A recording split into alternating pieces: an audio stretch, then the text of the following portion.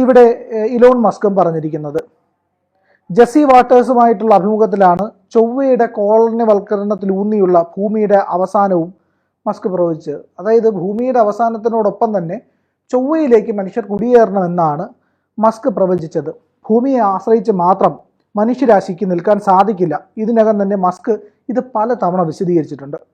ചൊവ്വയിൽ സ്ഥിരതാമസമാക്കുക എന്നതൊരു സ്വപ്നത്തെക്കാൾ അപ്പുറം ആവശ്യകതയാണെന്നാണ് മസ്ക് പറയുന്നത്.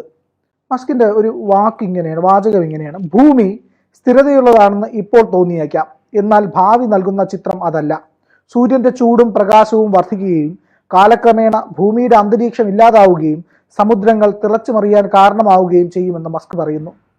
നാളെ തന്നെ സംഭവിക്കില്ല എങ്കിലും ഏകദേശം 480 ദശലക്ഷം വർഷങ്ങൾക്കുള്ളിൽ ഭൂമിയിൽ ജീവൻ അസാധ്യമാകുമെന്നാണ് മസ്കിന്റെ കണക്കുകൂട്ടൽ. ശരി, 480 ദശലക്ഷം വർഷം.